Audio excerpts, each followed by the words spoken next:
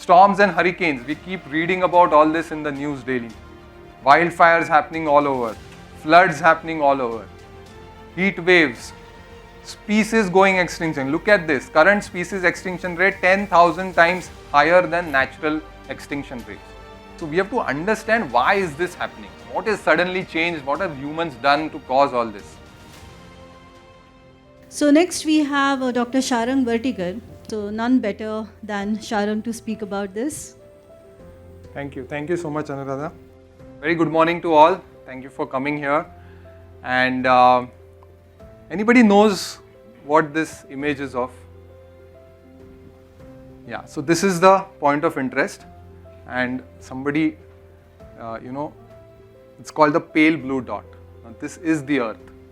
So this was an image which was taken by Voyager 1 space probe in 1990 when it was 6 billion kilometers away from the Earth. And that showed our place in the universe. There are millions of stars, okay, millions and millions. You know how many stars are there? There are more stars in the sky than there are grains of sand on the Earth. And each star will have multiple planets around it. So you can imagine how many planets are there.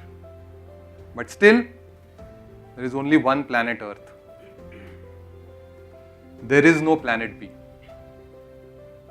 And if you look at the top 5 ways in which the world could possibly end, wars, of course, happening everywhere, climate change, pandemics, AI could take over, possibility, or some asteroid impact or super volcanic eruptions happening. Now, some of these we cannot control. Wars a little beyond us, you and I is what I'm saying, not as humans, but you and I sitting here. AI will take its course, either ways, we don't know. And natural calamities, well, we'll have to face them as they come. But if you look at these two topics, climate change and pandemics, let us discuss how you and I can make a difference here. So what is climate change? Everybody talks of greenhouse gases. We need the greenhouse gases. It's thanks to the greenhouse gases that the earth stays warm. It traps the heat which is coming from the sun and prevents it from going away, getting reflected. The problem is there is too much of the greenhouse gases now. And that is making the climate hotter and hotter. It's not allowing the heat to escape. And if you look at the greenhouse gases, everybody knows about carbon dioxide. Yes, it's the maximum in concentration, but there are two other gases we should be aware of. And that's methane and nitrous oxide. Not because they are too much in number, but because of their global warming potential, which is 30 to 300 times more than that of carbon dioxide. That is the capacity of one molecule to retain heat. It is that high. So even though your numbers are small, the effect is magnified. There is global warming happening. Let us not deny that. We can see it. This is last 200 years, the average temperature of the globe. You can see it is just, going up and up and up. It's rising constantly. And if we, don't do anything, we will have the temperature by 2100 going up to even 5 degrees. Even if the current policies are being followed, the temperatures will likely rise by 3 degrees. If we rely on the governments to actually implement their pledges, and we know how governments are all over the world, but even if we assume they follow whatever they are promising, still the temperature is going to rise by 2.5 degrees. You'll say, 2 degrees, we'll just increase the AC, what's the big deal? But there is a problem. We are talking of, so the important part is that government cannot just help us. We have to do, you and I do have to do something. So why is this temperature so important? This is what is happening. You can see here, this is 1986, this is 216, this entire patch has disappeared. Complete glaciers are melting, they are just gone, they are disappearing. And in fact, Arctic Ocean may be ice-free by 2050. And by 2050, millions will be suffering from this. That includes cities of Mumbai and Kolkata. And what will happen? All these people will have to be reshifted somewhere. So there will be territory wars happening. Storms and hurricanes, we keep reading about all this in the news daily. Wildfires happening all over. Floods happening all over. Heat waves. Species going extinction. Look at this. Current species extinction rate 10,000 times higher than natural extinction rates. If you look at the history of the earth, has undergone 5 mass extinctions. The last one was when the dinosaurs got wiped off. And we are actually heading towards the 6th mass. There would be a tipping point. Once that tipping point is crossed, there is no going back. Then there will be mass extinction. And all past events were because of natural phenomena, like the asteroids hitting and all. This current one is solely driven by human activity. So what can I do, right? So we have to understand why is this happening? What is suddenly changed? What have humans done to cause all this? If you think of causes of climate change, we talk of electricity, manufacturing industry, mining industry, construction, consumerism, transportation. Yes, all these are also important. But what no one talks about is one of the biggest threats to species extinction and to our ecosystem is, believe it or not, food production. There is a documentary on this, eating our way to extinction. What does that mean? We stop eating? Thankfully not. We have to be smart. We have to eat smart.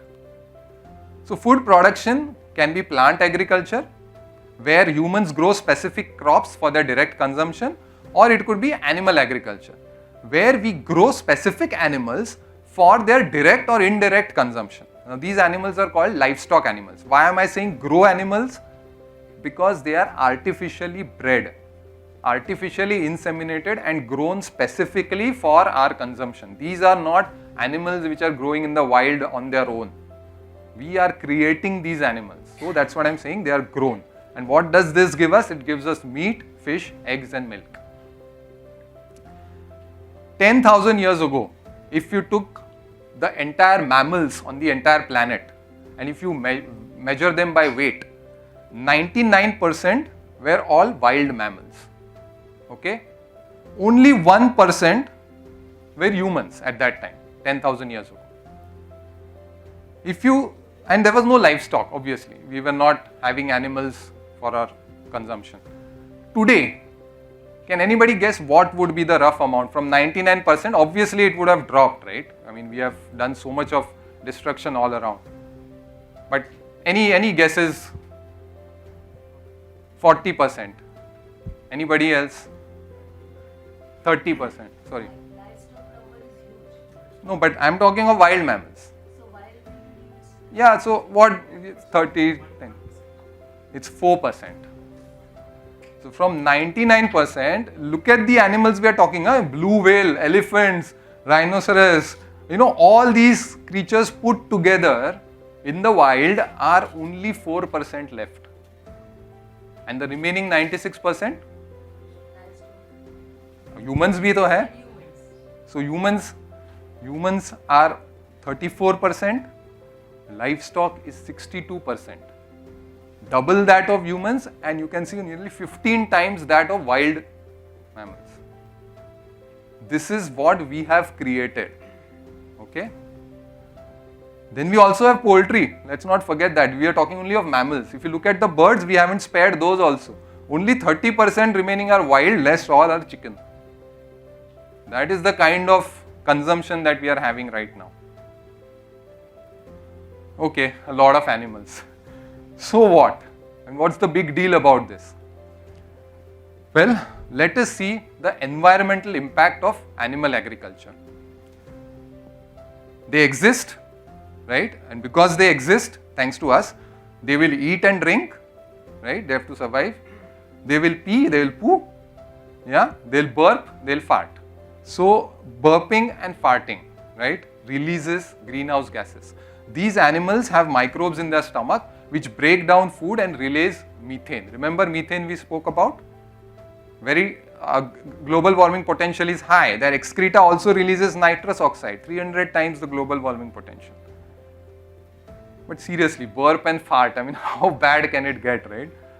If you put the cows and their emissions on one side, you will find that it is more than the emissions of Australia, Brazil, Canada, France, Germany, Italy, Japan, South Korea, Spain and UK combined. We talk a lot about EVs, right? Electric vehicles, we are going to change the world, save the world by electric vehicles. you put all modes of transportation, cars, buses, trucks, trains, boats, aeroplanes, everything put together, the amount of greenhouse gases they release is still less than what the cows are contributing. And more than 60%, 66% is from meat and dairy. If you look at individual foods also, you can see it's all meat and dairy that is topping the list. 1 calorie from animal protein requires 11 times the fossil fuel as compared to 1 calorie from plant protein. A meat diet creates 7 times the emissions of a plant-based diet. And these are all toxic gases and they are going to cause air pollution, and that leads to asthma, respiratory irritation and all kinds of things. So what we have seen, that because they burp and fart, they release greenhouse gas emissions and they cause air pollution. Now the very fact that they exist, they are going to occupy land. Obviously, they can't stay float around, right? If you look at the Earth's surface, we all know that 79% is land. 71% is ocean and 29% is land. Now out of this 29% of land, habitable land is only 71%. So that's part of it. Out of this, 50% of the land is used for agriculture. Okay. Now in agriculture, if you see, livestock occupies 77% of that land. And crops grown for human consumption are only 23%. Which is still okay if we are getting that much nutrition from that land. The problem is this 77% of land is providing only 18% of the global calories, while the 82% of calories are coming from that 23% land only. See how unequal the distribution is. Even proteins, we say, animal has got a lot of proteins and we need that. Even proteins, 63% of proteins are coming from plant-based foods only, even now, in spite of all that consumption. Still, whatever little plants are being consumed, they are providing the majority of proteins. That is 1/3 of total land mass available on our planet is being used for livestock. By livestock, we mean not just to keep the animals, it's to keep the animals and to provide pastures for them and to grow crops for them to feed on. And this is going on increasing. Year by year it is going on increasing because our consumption is going on increasing. This is very interesting. This was a picture in 1800 showing the distribution of various areas. If you look at this pasture in pink, you hardly see any pink there. And you switch to 2014, you will see it's all pink everywhere. Let me show you again. See this and see this. It's all spreading and we are not aware of it because we are in our cities not aware of all this. It's the biggest driver of deforestation. And as I speak, Amazon forest, the size of 10 football fields, is getting cut every single minute. Every minute, 10 football field size Amazon forest is getting chopped off in Brazil. And this is all for animal agriculture because they want to export all that. That is their money. That is where it's coming from. Look at this. See the animal products. This is the land needed for 1 kilo of food, and look at where our vegetables and fruits and potatoes are. Just look at this discrepancy. It's huge. On a plant-based diet, if you require 1/6 of an acre to feed one person, 18 times more land is required for somebody who's consuming meat daily. So, because they exist, they will have land shortage and we'll have deforestation. Now they're going to eat and drink. They are going to use the same food and water that we need. Yes, humans consume a lot of food and water, but this is what the livestock is using. 8 times and 6 times than what we are consuming. We talk of 71% of the surface field. We think it's a lot of water there. Okay? But if you take all this water and put it in a sphere, no, it will look like this. It's only on the surface. Please understand, it's only on the surface. You take it all that, make a sphere this. And out of this much water also, 97% is in the oceans, which is saline water, which we cannot drink. The remaining 2% is frozen ice, and we saw that it is melting and going into the oceans. That is also becoming useless for us now. So what is left, what we are surviving on is the underground water and lakes and rivers. That is all that we are having. And we have taken out so much of underground water that the earth's tilt has changed because of the extraction of water. That is what we are doing to the entire dynamics of the planet. Water is precious, very precious. 1 in 6 people have no access to fresh drinking water. And yet, meat and dairy industry uses 1/3 of Earth's fresh water. Fresh water, mind you. In USA, if you compare, 5% only is used for domestic purposes. 55% of the water goes for animal agriculture. Again, meat-based diet will use 5 times more water than a plant-based diet. We saw 18 times more land, 5 times more water is required. And again, if you see individual products, the food products, you will see everywhere meat and dairy, huge amount of water consumed. This is fresh water consumption. 1 kilo of beef consumes so much water that 15 years one person can drink that water. That much water goes. We are told we should save water. What do? We put sensors on our water taps, right? Reduce the flow that comes. We are saving 3 liters in a day we can save. Low flow showers, 11 liters in a day we can save. 72 liters we can by using high efficiency toilets, efficient appliances. 153 liters in a day we can save by doing all this. So what we have to understand, the majority of our water footprint is from the food we eat. It is not so much from the industrial goods or household. It is that contribution is very less. It's all about the food. So to save 2,400 liters, either you don't flush your toilet for 6 months, or you don't take a shower for 2 months, or don't eat that one beef burger. If you want to say 1,000 liters, don't do 14 times laundry, 34 times loads of dishes, or don't consume 1 liter of milk. Because that is the water footprint of 1 liter of milk. And if you compare it with any of the other milks, this is the amount of emissions, this is the land use, and this is the water use. Even almonds, which people criticize, use a lot of water, it is still less than dairy. And plus all these added benefits. Coming to food, for every 100 soybeans, the cattle, what are they fed? They are fed soy only.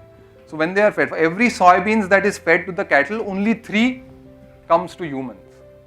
So that's like only efficiency is less than 3%. So 1 kg of beef can feed 2, maybe 3, maybe 4 people. But that cow has to feed 16 kg grains in order to give that 1 kg of beef. And those 16 kg can easily feed 15 to 20 people directly. So this is like we are giving a commission, more than 90% commission to a middleman. Nobody works this way.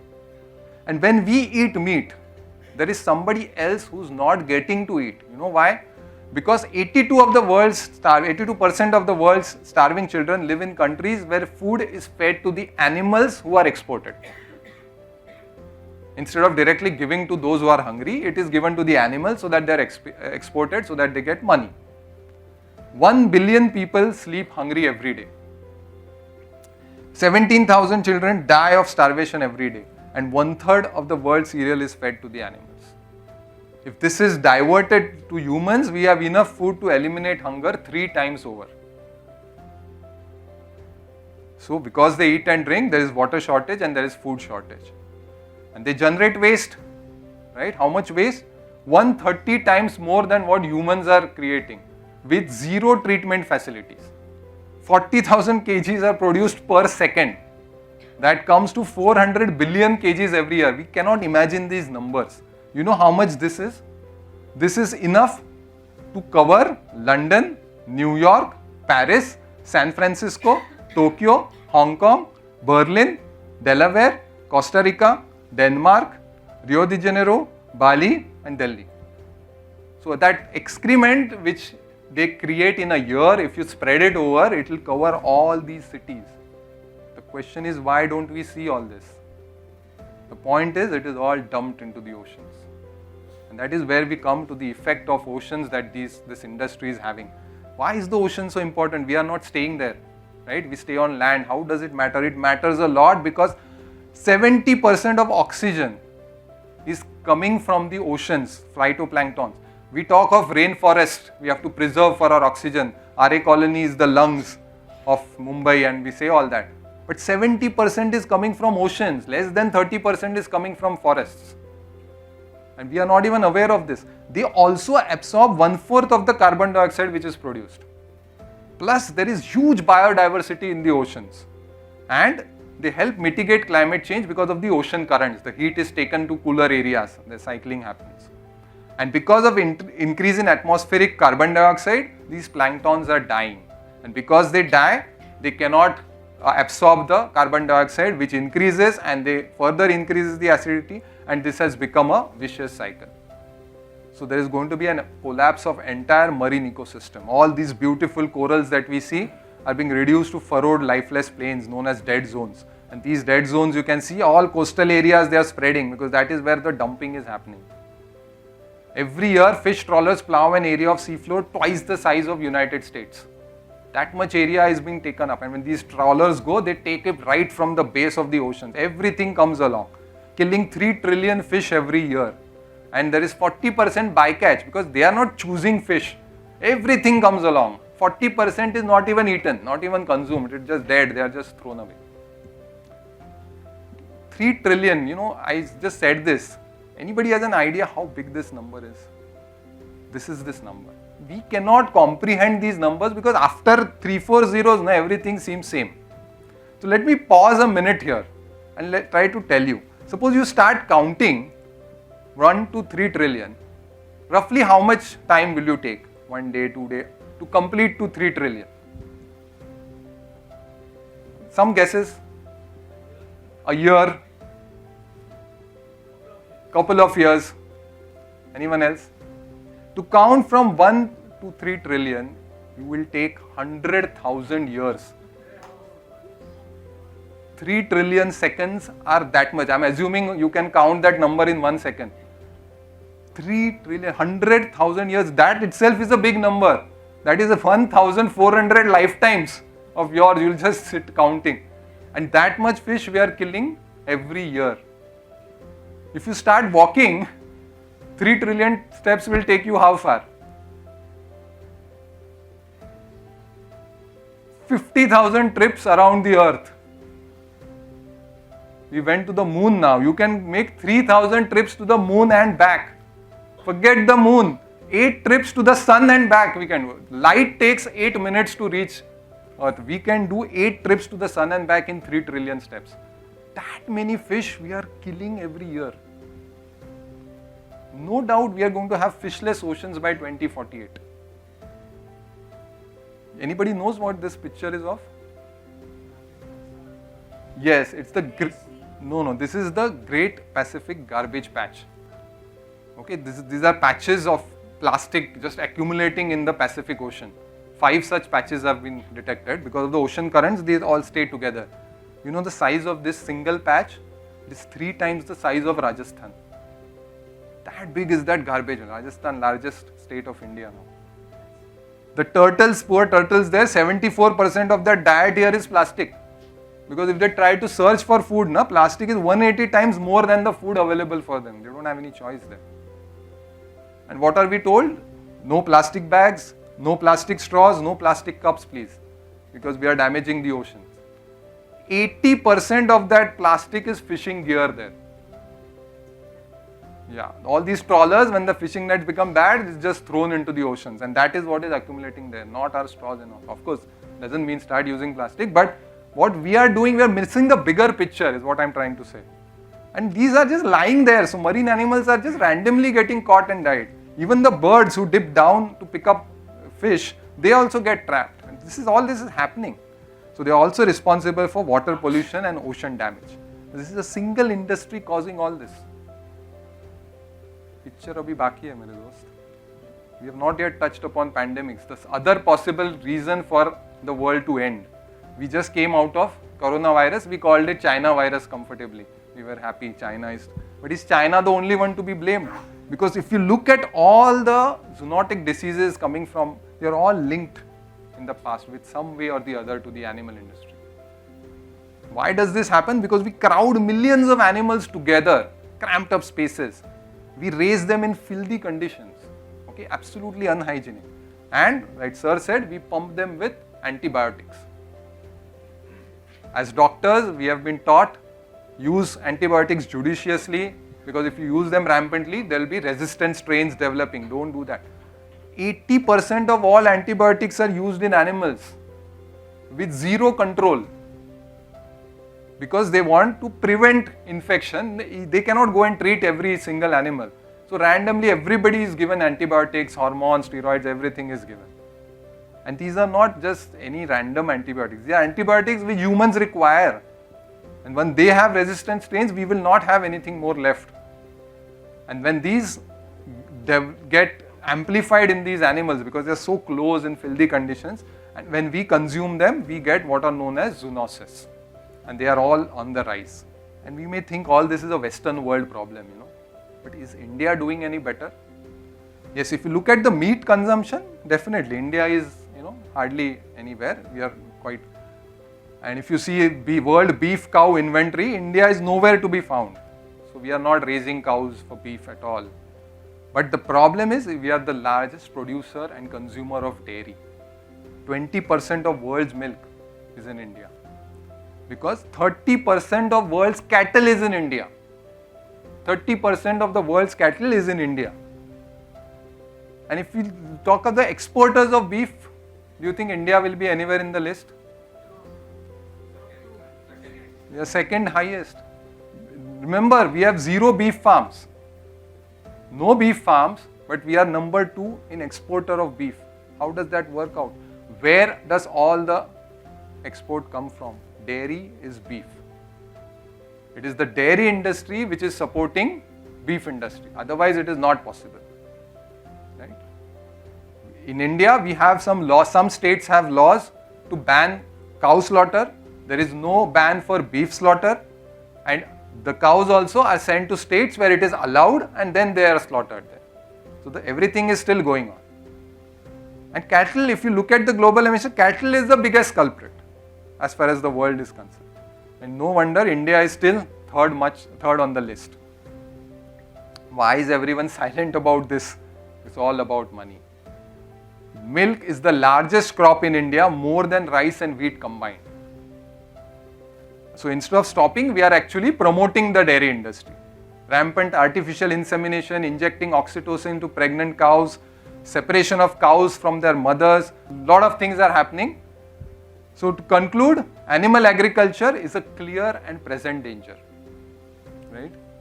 70 billion animals reared annually for food, milk and meat production likely to double by 2050.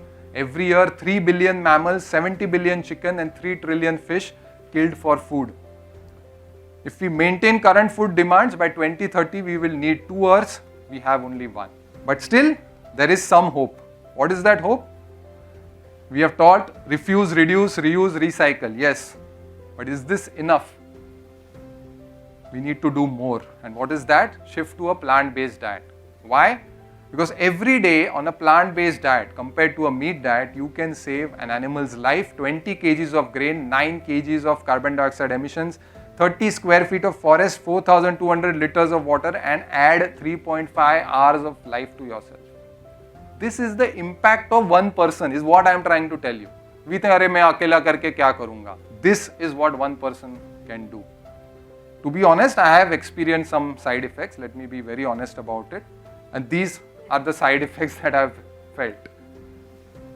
Personally, I have benefited a lot as far as the health is concerned. Even these some added side effects. Touch wood, I was never having any disease as such, but everything was on the higher normal. Everything has come on the lower normal range now. So, if you want to fight all this, plant-based diet is a simple, substantial, spiritually uplifting method. Their future is in our hands. We owe it to them to leave our planet in a better state than we found it. That is the least we can do. We have a choice today. They may not. Right? We all love these animals. It's not like we are not caring. We love animals. We all do. We watch all these movies and we connect with them. We feel for them. But we have a difference in our perception. Some we think have to be petted. Some we think have to be eaten. It's not really needed. These are all live sentient beings. So let us hug them. Let us not hang them. Let us snuggle them. Let us not slaughter them. Let us kiss them. Let us not kill them.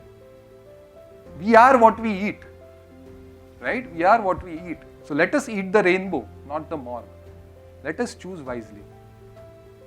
In the end, that is all that we have, a pale blue dot. There is no planet B. Thank you.